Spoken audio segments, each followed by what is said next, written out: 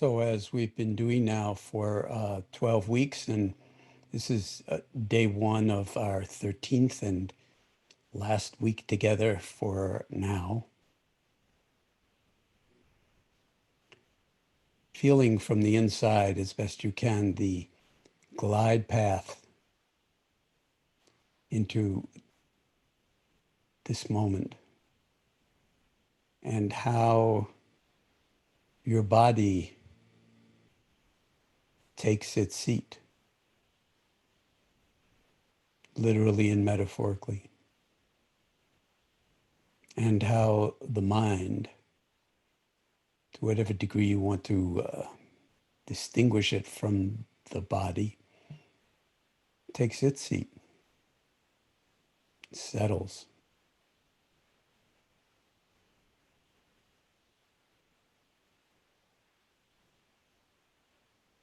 Just as mud stirred up, given time, put on a shelf in a jar, will settle all by itself if we don't continually stir it up.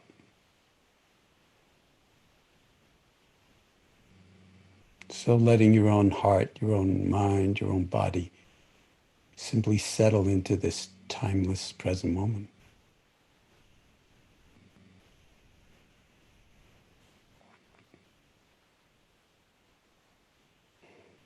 A timeless present moment that's always available to us this week, next week, 10 weeks from now.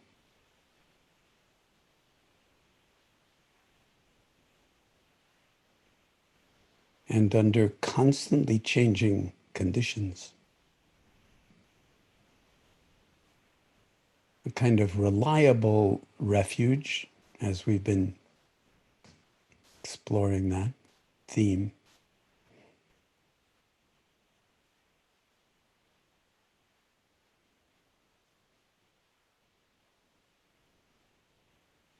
A kind of sheltering, not so much at home, although we've been doing a lot of that, but now sheltering in a way that is portable.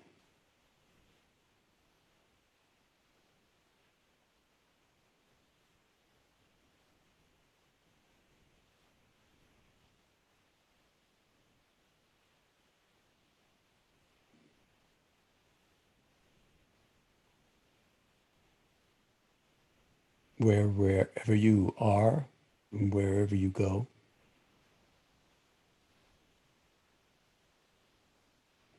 we have these causes and conditions that are arising inwardly and outwardly.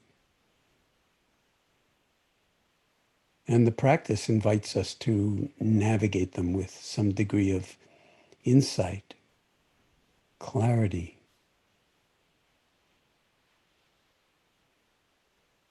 wisdom in the face of huge uncertainty,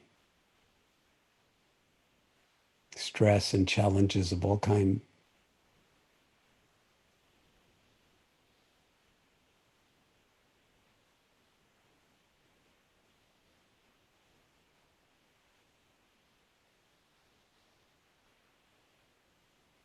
And so settling.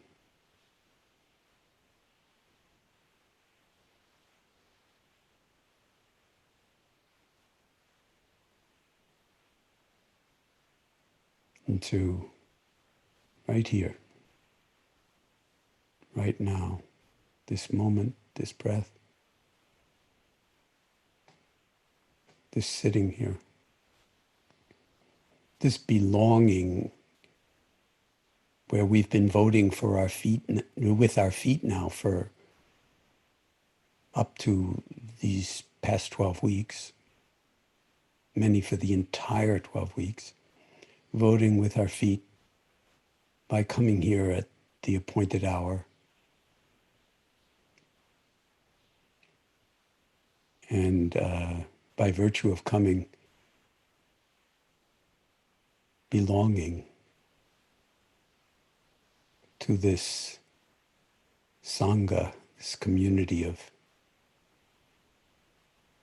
people who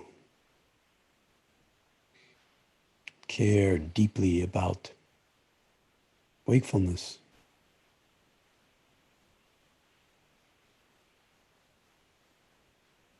about compassion, about wisdom.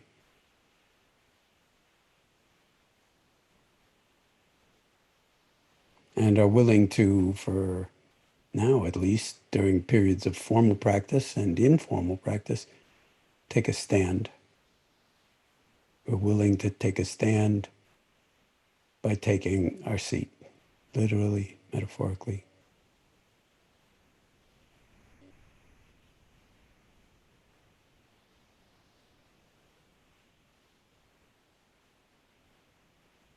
Right here, right now.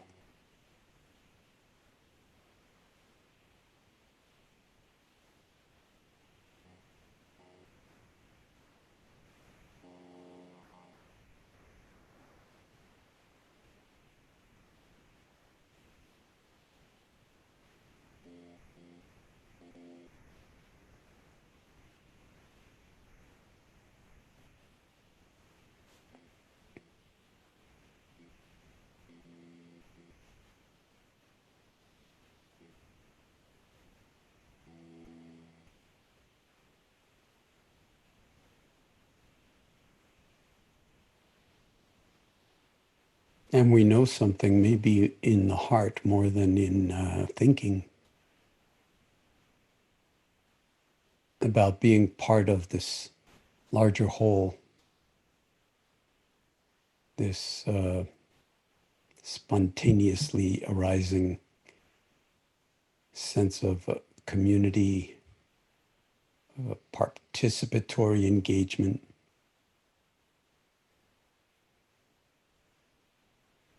That involves all of us. Indra's net, reflecting each other's beauty,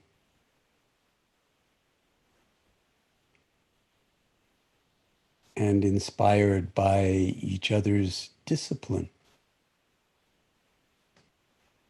And it has taken huge discipline, make no mistake about it, to be here. Not just over the past 12 weeks, but to be here at all, ever.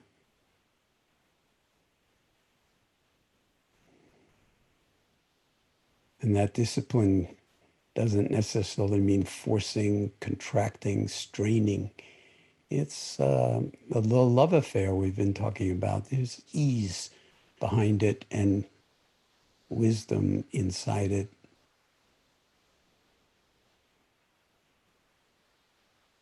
And embodied clarity just by clicking into this moment together.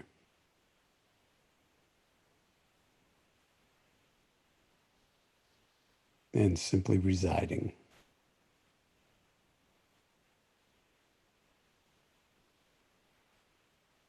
In the full dimensionality, the totality, hard to wrap our minds around, but nevertheless not so hard to feel, the totality of our being.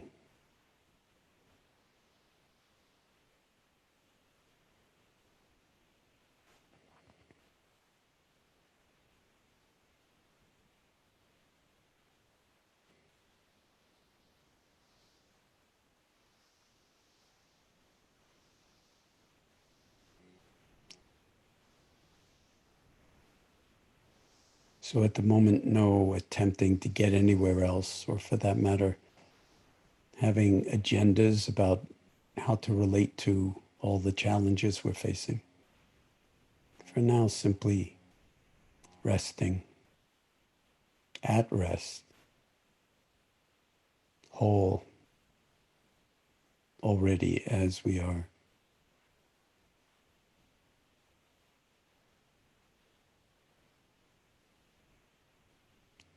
In the boundless spaciousness of our own embodied wakefulness, awareness. silence.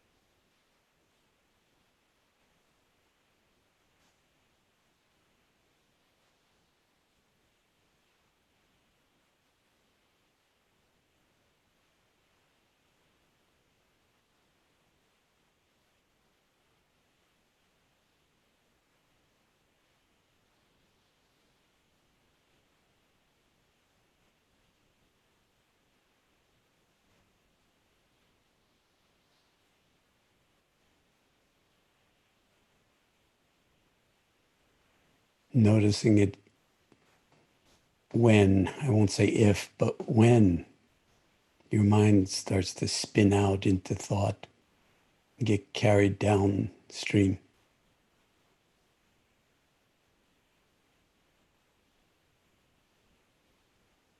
The awareness of it whenever it arises, that signals that there's no separation, you're already back.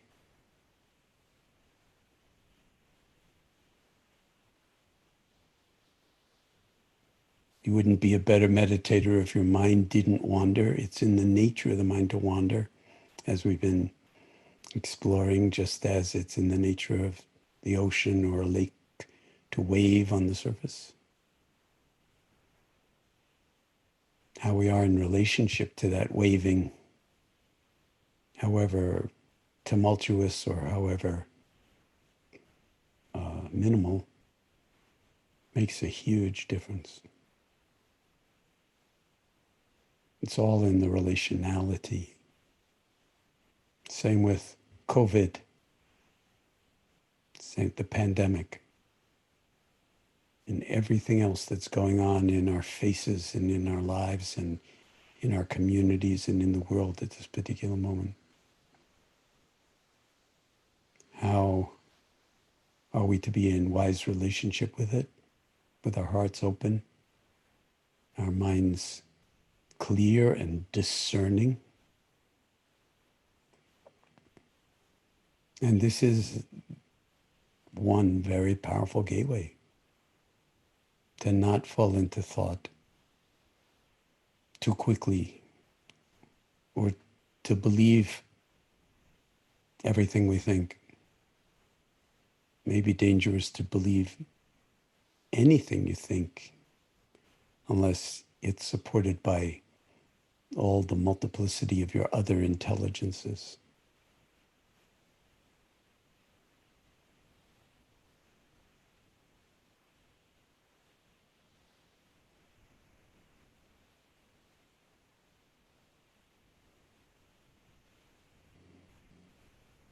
So already whole, already complete, fully awake, with things exactly as they are.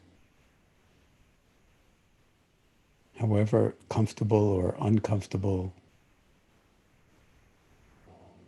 thought-free or consumed with thoughts and emotions. It's all okay. We just put the welcome mat out for it. Let the doors and windows of the guest house be flung wide open.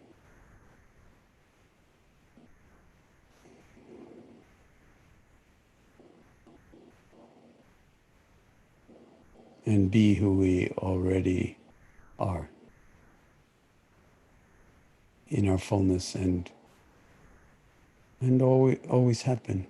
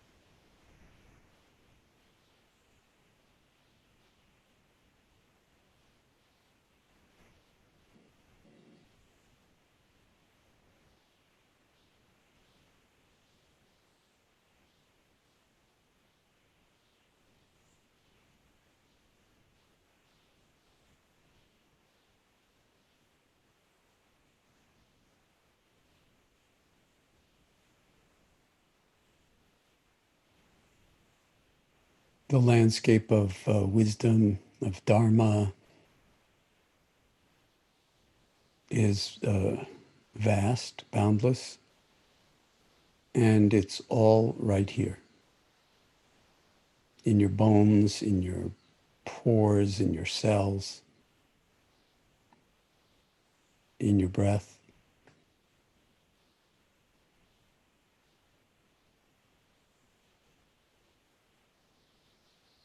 In your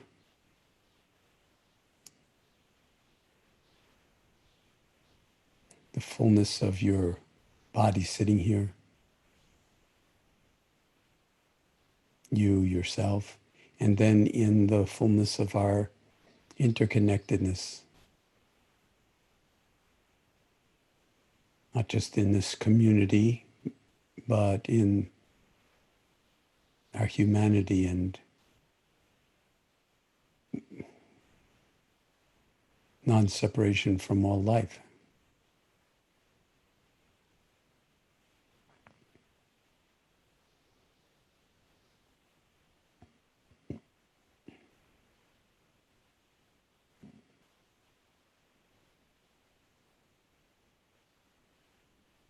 How is it right in this moment, underneath everything I've said, underneath anything you might be thinking, right in this moment, in the stillness, in the silence, in the wakefulness, in the timelessness? How is it?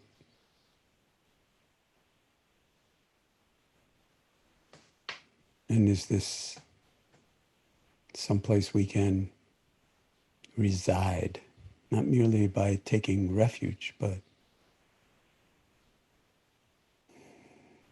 a place to remember, to renew, to recharge, to reboot under in the difficult moments, to avail ourselves of what is always here now in the full dimensionality of our being, embodied awareness, underneath thinking.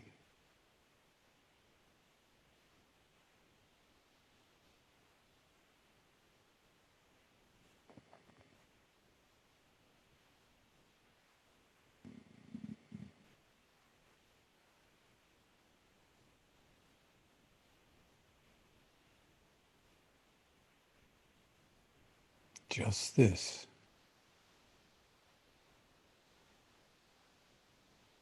Just this.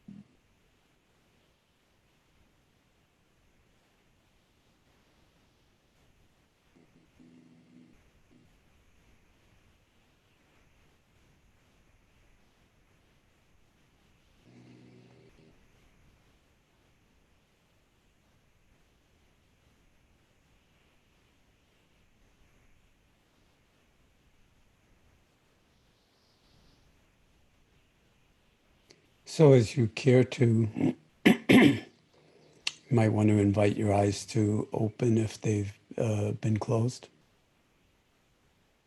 And simply apprehend what's in front of you, which is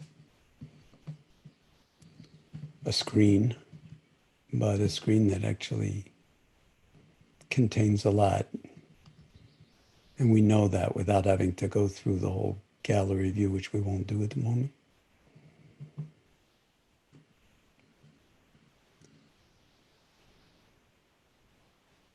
But the meditation really has no beginning and no end, and that's kind of a symbolic of it in a certain way.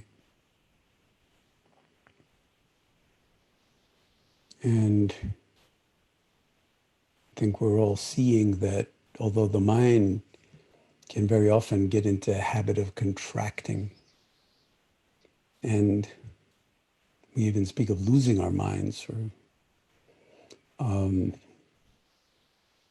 especially when the circumstances are really threatening to the sort of sense of self and our insecurities around the future, around what will be, because the entire world is so much in turmoil and turned upside down, and much of it affording tremendous possibilities for righting injustices that have been around forever, recognizing the ways in which we all carry implicit evaluations of other people, often not like ourselves, and that's a kind of a form of violence, even if we don't engage in overt violence. And there's so many ways in which this is a moment of wakefulness, which for all the challenges and also the loss and the grief and the loss of all the people who have died, either from the virus or from police violence or everything. we have an opportunity to really wake up as a species. It's been one of the themes for the entire time that we've been here. So for today, for now, let's actually continue the form that we've been engaging in and open it up for you, or at least some subset of you, to be able to raise your hand, ask a question if that's what's called for, but also I want to invite you to speak from the heart about whatever you care to speak about, so that we're not pretending that this is not ending on Friday.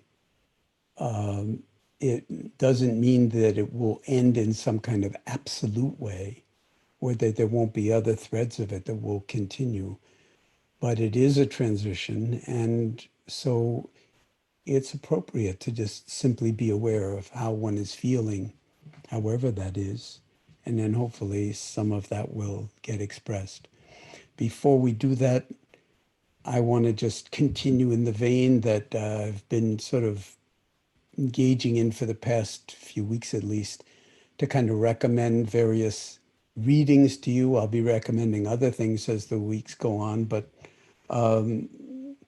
one would be this book by Joseph Goldstein called Mindfulness. Again, maybe not for everybody, but this will give you the kind of a very accessible understanding of the origins of mindfulness within the Buddhist tradition, the Dharma, Dharma, and how universal that is, and how beautifully particular it is in the way it has been elaborated over the past 2,600 years. If you're interested in the interface of mindfulness with the science, I think this is a very useful book at this particular moment. Mindfulness, Ancient Wisdom Meets Modern Psychology, by Christina Feldman and William Kuyken. Christina Feldman is a Vipassana teacher, a mindfulness teacher in the Theravadan tradition. And William Kuyken is the head of the Oxford University Mindfulness Center. I'm not sure I said that this book, Mindfulness, A Practical Guide to Awakening, is by Joseph Goldstein, a wonderful meditation teacher. And again, these books that I'm recommending are all very accessible. That doesn't mean you have to read them or read any of them, but if there's a sense that you have at this particular moment in time that things are really juicy and you want more juiciness of a certain kind, even reading short passages in these books could be very illuminating, because I have not set the entire context of where this practice comes from and how it's developed over time. And these books go into that in great detail. And here's another one by Sharon Salzberg, and another wonderful Vipassana meditation teacher, Salzberg, who is really probably best known for being a remarkable embodiment and guide for loving kindness practice, one of the four divine abodes or immeasurables, as they say. This is called Real Change, Mindfulness to Heal Ourselves and the World. So could not come at a better time. I don't think it's even published. This is an advanced copy, and I think it's due out formally in October. And First then week of September, Jon. First week of September, I'm pretty sure Sharon told me. Okay. And then two others, the Mind and Life Institute, and I'll talk about them later in the week, has been holding dialogues between the Dalai Lama and philosophers and monastics and scientists for a very long time, since the mid 80s or late 80s. And one of the latest books to come out of those dialogues is called The Monastery and the Microscope, which is a very large and very deep angle on the latest dialogue that took place in India a year or two ago. It's called The Monastery and the Microscope, Conversations with the Dalai Lama on Mind, Mindfulness, and the Nature of Reality. So again, it's not for everybody, but if you want to drill down into some of the presentations by either the physicists or the neuroscientists or philosophers, even again, a tiny little bit of this is profound nourishment and can probably support the not just the creativity, but the kind of fecundity of your own meditation practice going forward, especially in these very difficult times where it's easy to kind of feel like navigating the challenges of this moment are non-trivial.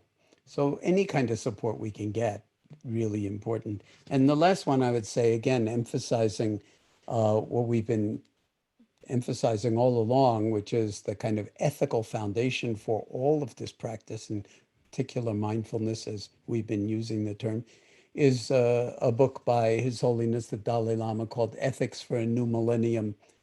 Really powerful, important in terms of what we're facing on the planetary level at this particular moment in time. So those are just a few resources that I'd like to just throw out for you. We'll probably make a kind of list of all of these things by the end of the week, so you don't have to sort of find it in our daily YouTube recordings. But if you've made note of them, so much the better, because they're really sources of profound nourishment. And the last thing I'll say about that is that, again, as we've been emphasizing from the very beginning, every single one of us is a unique universe. And although we intersect and influence each other and recognize and nurture each other in really profound ways, every time one of us interfaces with a book like the kinds I've been recommending, it will have an effect on you that goes way beyond just like downloading some knowledge into your head. It will clarify perhaps some element or other of the practice that we've been doing together, that we've been engaging in together, in ways that may be incredibly germane to what we're facing today, tomorrow, and the next day, and next week, and next month, and next year, given that poem that I recited the other day by Juan Ramon Jimenez, that we're, our boat is struck down there in the depths against a great thing. And nothing happens. Nothing. Silence. Waves. Nothing happens? Or has everything happened and we're standing suddenly in the new life? I have a sense, I've said this many times, that we are not going back to the world that we knew before this. It's impossible because of what we are going through now, what we've been through. And so taking on this new world, new life, new moment, we really need all the help we can mobilize for ourselves and for each other. And it's all inside here. None of it's in the books or in videos or podcasts or apps. It's all in here, but those are very skillful, sometimes ways of getting on your own wavelength, something that maybe you have been mulling, and all of a sudden something becomes clear because somebody else said it in a way that, oh yeah. And that's the heart of learning and growing. And I just want to continue to emphasize that the opportunities for learning and growing are boundless. The books are the least of it. All of the devices are the least of it. Life is the real curriculum. And when we meet it with embodied practice, wakefulness that's already yours, not something you have to get better at, then that's where, as we say in English, the rubber meets the road. So, Soren, maybe we can see what wants to be said, and again, questions, reflections, comments, whatever it is that you like to give voice to. And let me just remind us, and I'll do this probably every day this week, that everybody's voice is incredibly precious. And so let's listen with just full attention and a wide open heart, and recognize that all of our voices are really one voice. And we need the diversity of it to hear the harmonic resonances and the symphony that we are. All right, thanks, Jon. And also just a reminder that if you do ask a question, we're going to bring you up on video, and your video will be displayed not only here on Zoom, but also on YouTube and viewable online. And so again, apologies if we can't get to everybody. We'll do our best to get to as many people as we can, but there's often more questions than there is time. But I'm seeing Kylika McClure. Let's see, you are spotlighted and you're unmuted. Let's see, I'm asking you to unmute. There you are. So where are you calling from, and question, comment, reflection? Welcome. Calling from San Diego, thank you. I'm so grateful to, of course, to Jon and to the other Jon and to Soren.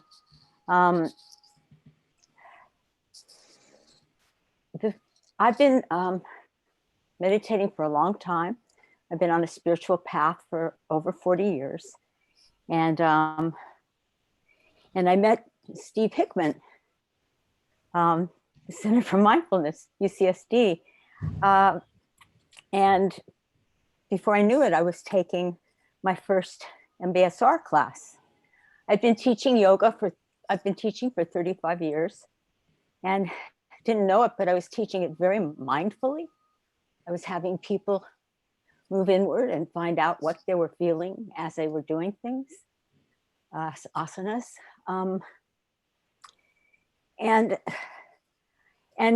It was offered to me to take my first class in MBSR. And I said, Steve, I've been meditating for a long time.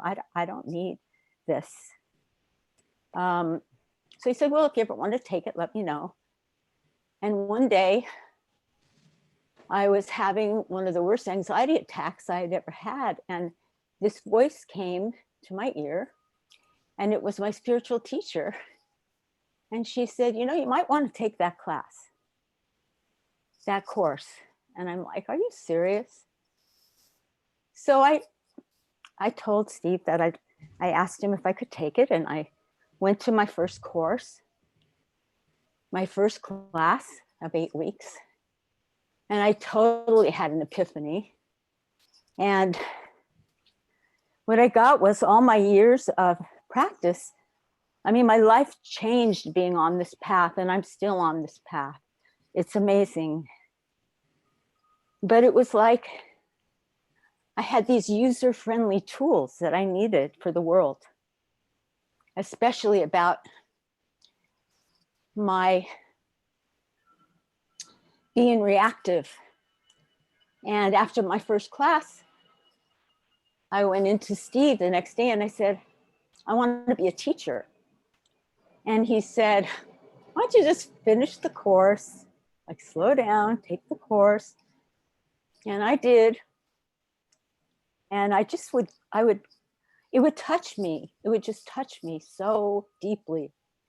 All that it was offering to people. I thought that all my friends and all of the yogis, all of the hatha yogis, they needed this, I felt, with judgment, because it was so special. It was just so beautiful. And so I did become a teacher, and I have been teaching at the center for a while.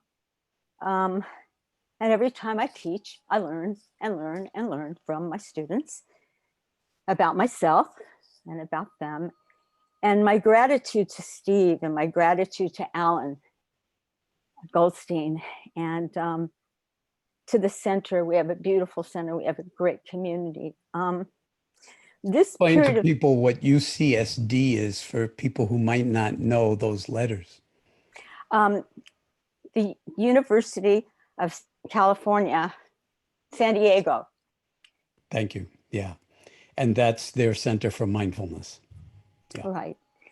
And what you are doing here, Jon, I've been telling everybody about it. I see people on the street and I'll ask them if they meditate. I've given this link to everybody I know that might want to, everybody can use this right now. There's so much love. And in the very beginning, I've been watching it every single day. And if I miss it, I've even been driving in the car and I'll turn it on so I don't miss the actual 11 o'clock. But if I miss it, then I'll watch it the next day. I'm so grateful that all the recordings are on there. But in the beginning, I would think about this, and I just see this huge field of green and you there, and what you're doing for us. And the Shakti, which means spiritual energy, that you've got is just off the charts. And sometimes you'll be talking and I'll just start crying because I've always felt it here in my heart. And what really helped me was that you've brought it so much to the heart verbally now, because when I would teach a class, I talk about the heart and I kind of get a little bit of we don't want to go there. We're at the university, woo woo, but that's where I'd always feel it. And so I'd be taking notes the whole first and second month of this, because I'd be getting educated from my work, from my life every day. And now, like the lady that was on last week and said she was feeling you, she could feel you. I feel you every day, all the time, and my gurus. But I feel that you're one of my major teachers now, and I'm so grateful. Yeah. Well, thank you.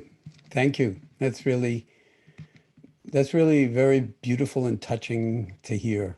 And say hi to everybody at the Center for Mindfulness at UCSD, and to Steve in particular. We go way back. I know. I know. It's, yeah. So just one thing you say, I don't want to belabor it because I want to have as many people be able to talk this week as possible. Mm-hmm. It's this whole question of how we be, Mm-hmm. When we're embodied, you don't need to talk about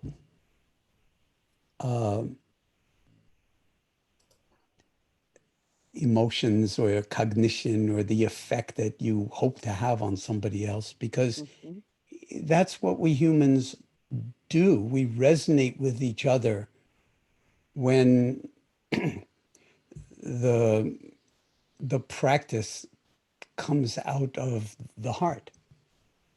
Whereas if you're talking a lot about the heart, but that's not part of it, people feel that in about a second, and then it seems mechanical or contrived. But it's not something special like that Jon does it. we all are it. It's not a doing.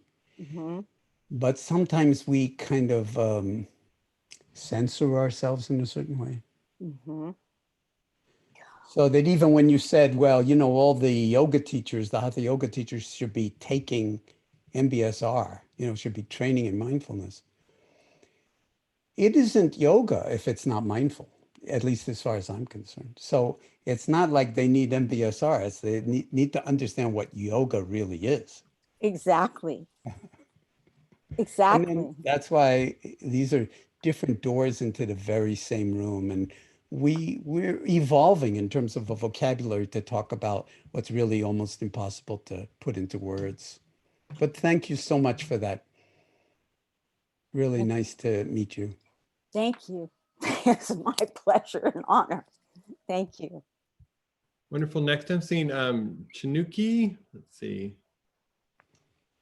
Hello. Welcome. I'm asking you to unmute, so you should see a little notice. Do you see it? There you are. You should be good now. Wonderful. Welcome. Hi. Oh, it's yeah, I didn't expect to be called.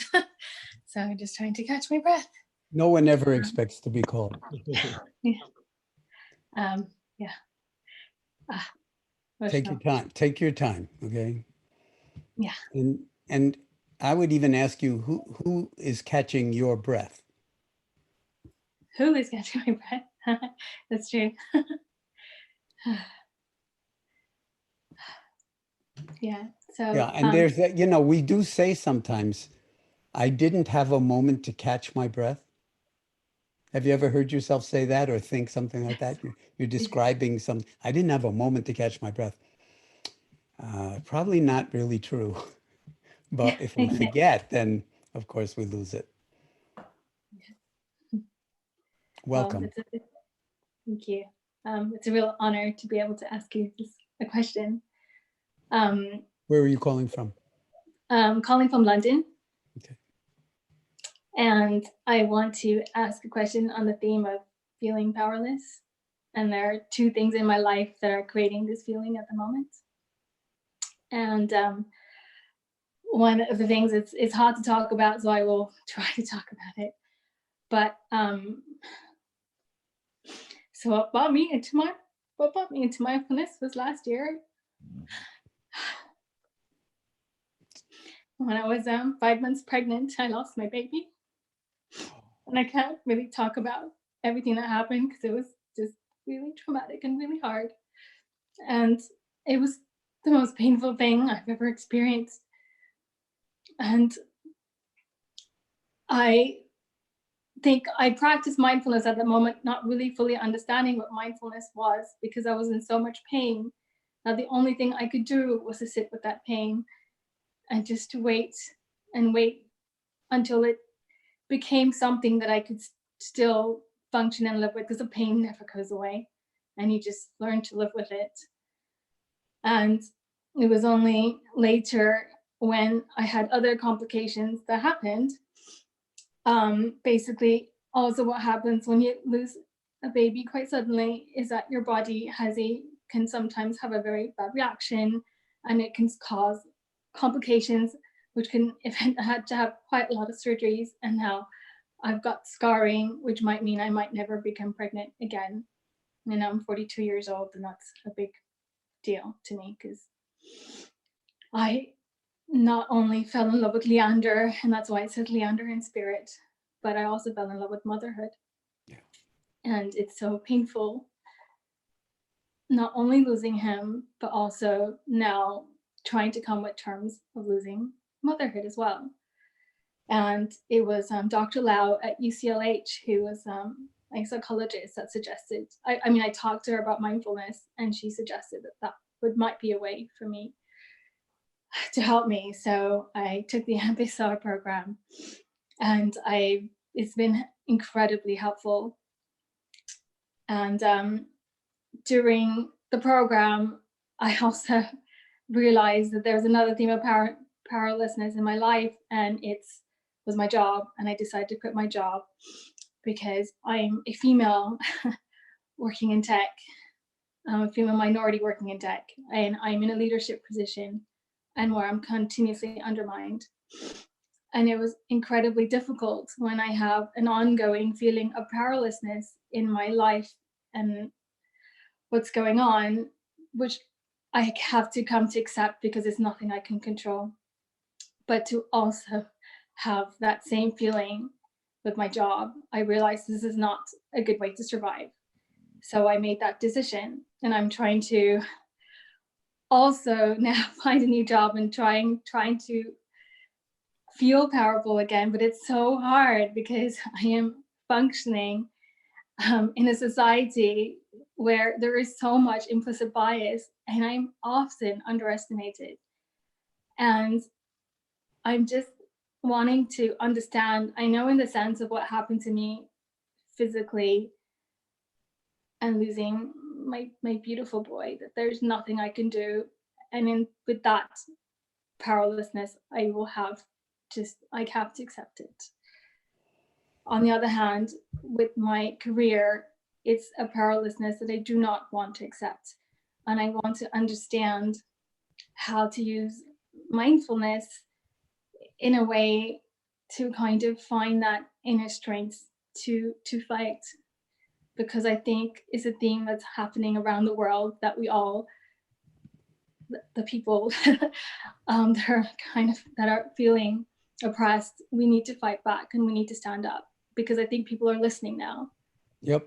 And I'm just trying to understand, I suppose, how to deal with these feelings of powerless in these different ways. How do you pronounce your name? Chanuki. Chanuki? Well, first of all, I'm just so sorry for what you've been through and the loss of your beautiful baby. I mean,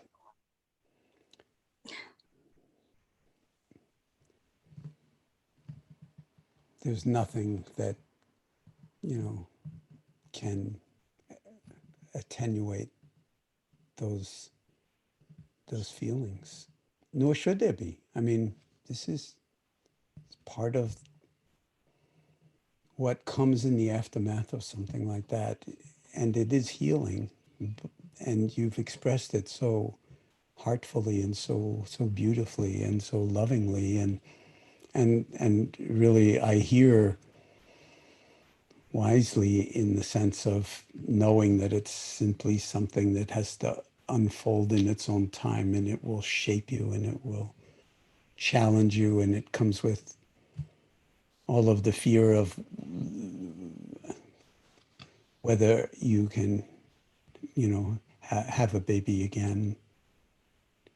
And you don't know. So keep in mind that, the mind will always close the narratives when that's really uncalled for, and because of the not knowing. So there's a certain potential for healing right in that. And I'm not just talking about in your heart or in the aftermath of the loss, but I'm talking about actually your body finding its way to come back to, homeostasis, to integrate itself once again, so that it may, be possible to and carry a baby to term, and you don't know it, and circumstances change, and it sounds to me like you know that in a very deep way, and doesn't make this sadness one bit less, but it does add another dimension to not repair to so much as to just hold the dimensions of loss and sadness. And, what you said, I mean, it brings back so much for me immediately. What I've been saying about the answers lie right next to the questions and everybody. So your articulateness, your ability to articulate the universe that you're living in the moment is so obviously wise and powerful and creative, that in terms of your job and your next job and your bravery to actually end something that felt unfulfilling, if not toxic and disregarding of your strength and power, you couldn't have actually, as you say, picked a better time on the planet to do that, because especially as you use the word minority, but especially as a woman, in tech, where there's been so many barriers against a real sort of allowing the flourishing to take place in a way that would just be true freedom. And now is the time that that's happening in spades. It has to happen in spades, certainly in this country. I don't know about tech in the UK, but it's huge. And Apple is putting $100 million, and maybe that's just the first small ante for them, into really addressing these kinds of long-standing disregard and abuse of women in tech, where it's never been a level playing field. So again, what I've just said is a kind of a preamble, or a kind of just an encouragement for you to do that. Keep sustaining that deep listening and the deep embracing of the pain, the loss, the disregard, and also the potential flourishing that's already happening in your own heart, the healing that's happening in your own heart, and also the creativity around work, life. I would never say work-life balance, but work and life in a way that nurtures what wants to be nurtured in you, your unique way. That's what more and more companies really want. And they look good too. So they get a little extra sometimes for hiring people of color, because, they can say, oh, look what we're doing to be so.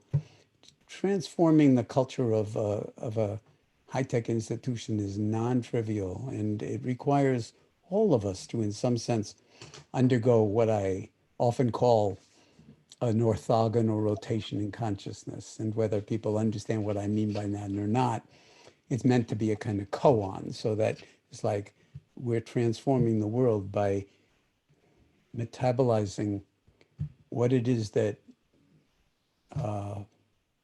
we're carrying, the ways in which we're suffering, which is, again, the root meaning of the word to suffer is to carry, and therefore what the openings are that you're going to actually find for yourself. They're everywhere. Yeah, I do believe that things, by being open to kind of change and wanting something different, I mean, things are looking possible at the moment. Yeah, and this is, I'm not talking pie in the sky romantic nonsense, okay? I'm talking about like embodying the full dimensionality of your integrity and beauty and what you most love on the family side and on the work side. That's, they'll never pay you enough money for that. But that is exactly what's needed in the world today in terms of work.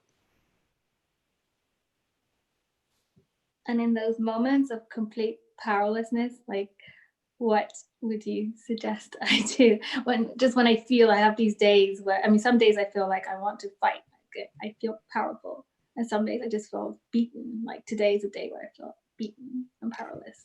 So the again, I mean, this is kind of not formulaic at all, but it could sound that way.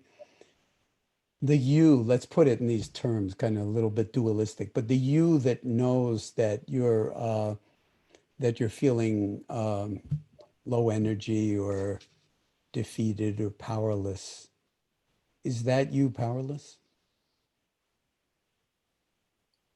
I don't know. I don't know. Good. Stay with that not knowing and keep asking. Because I can feel that, yeah, of course, we all go through sort of deep, dark moments, despair even, lack of confidence in our own capacity. Doesn't matter how smart you are, how high you rise in certain hierarchies, what people project onto you. There are always these moments where we feel like, we can't do it. We're not the right person. We don't have what it takes. All of those little narratives in there.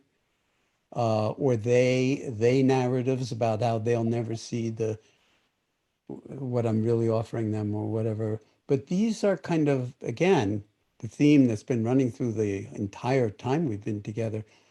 Watch out for those narratives because they're not true enough. Even if certain aspects of it seem true, they're nowhere near true enough. There's another narrative, and that's what I'm pointing to. Only it's not a narrative, it's a kind of universe, which, I'm pointing to by inviting you to be aware of those moments when you feel really dark and at a loss and powerless and depressed. And then investigate whether the awareness of those mind states and body states, that constellation of view that's so dark, whether your awareness is at all captured in that view, or whether it can hold your beauty.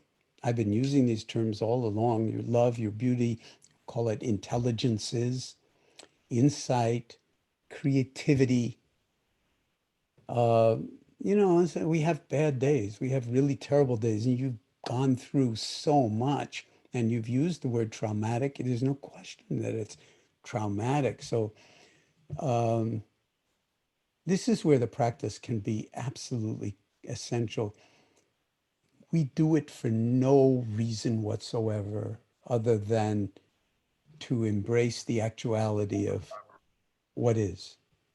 So it's not to even to heal. That's a little bit of a conceit. If we still, we're attached to an outcome or we're attached to a path. But what this has been pointing to is that when the attachment ligates you, holds you back, but as soon as you see the attachment, then in that moment, the awareness, you can ask, is it caught by any of the ropes, the fetters, the chains, the handcuffs, whatever you want to call it, that, at other times we will just have a dark view and say, yeah, it's hopeless. That's just a thought. You don't know. Does that make any sense to you? It does make sense. I mean, I guess I have to accept that these thoughts will come. Yeah, what's the alternative? Yeah. What is the alternative? These thoughts will come. Why shouldn't they come? I mean, look what you've been through. And look what you initiated by ending your job for very good reasons. But yeah, I mean, it's a huge amount of uncertainty. And this is in the midst of this crazy time we're in, pandemic and everything else. So is there a way in which it's possible to just gentle yourself, cut yourself some slack, give yourself some time, and in the no time of the present moment, recognize that you're already whole, you're already complete. You don't know what's going to unfold in terms of motherhood, but the not knowing should not build itself into some story of despair or impossibility. Not yet, anyway. And so, and why ever? But if you're taking each moment as it comes. Yeah, I mean, at this point, I said all things are possible. We have no idea. Okay, so that's openness. That's a kind of road forward, so to speak. And I'm not asking you to go into more thinking on the basis of what I've been saying. What I'm asking you is to sort of feel your way into the direction that I'm pointing out. And you don't have to do it right here in real time with me. Ultimately, you are practicing, no matter what you do, whether you formally sitting in meditation every day or not, as long as you're holding what's unfolding in awareness and not attached to an outcome or noticing how attached you are to outcomes or how upset you are about other outcomes, that awareness is about the most trustworthy thing on this planet for humans, and the most healing and the most transformative that I've been able to see. And there's a lot of evidence for that in a lot of different epistemologies, so to speak. So I want to just say how much I wish you well, and you go for it. And you don't look like the kind of person that's going to ever sell yourself short, but you've been through an awful lot. So I hope you're also the kind of person that can really cut yourself a huge amount of slack, particularly at a moment like this.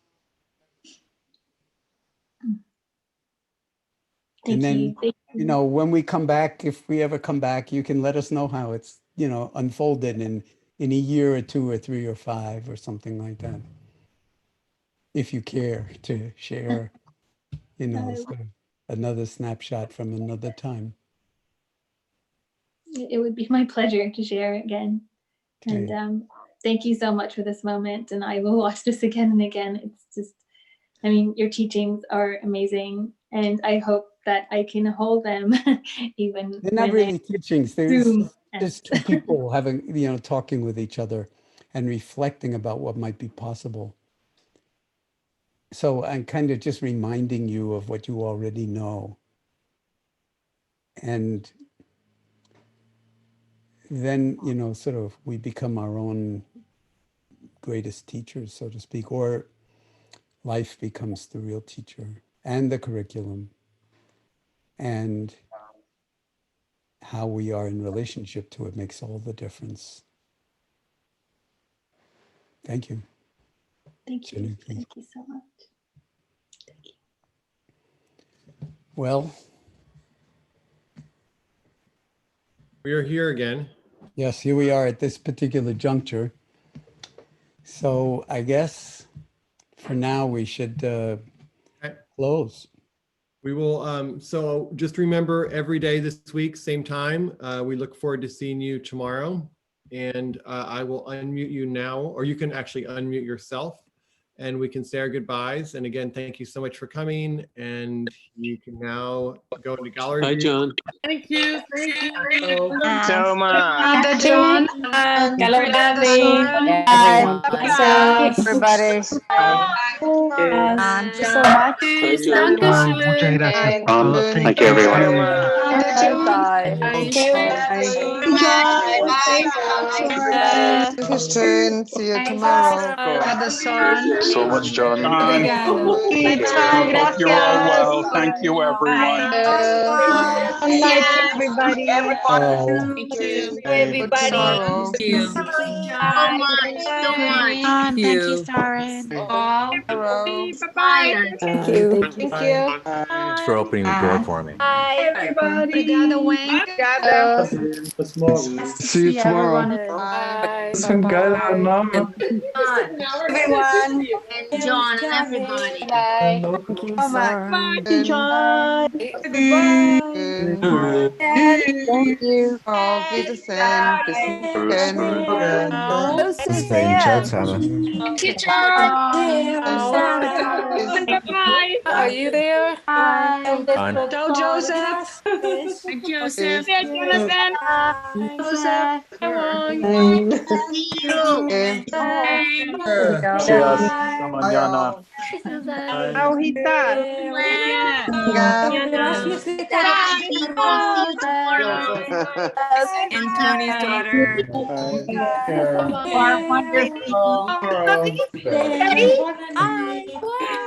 Hi, Joseph. Much. Thank you.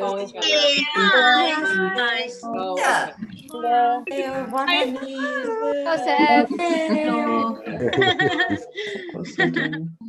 Then I don't know if tomorrow. will be able to do these evenings without you.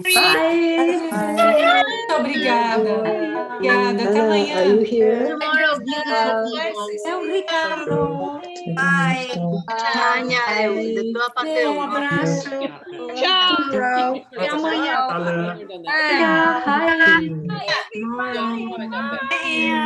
Das geht so schnell, dass man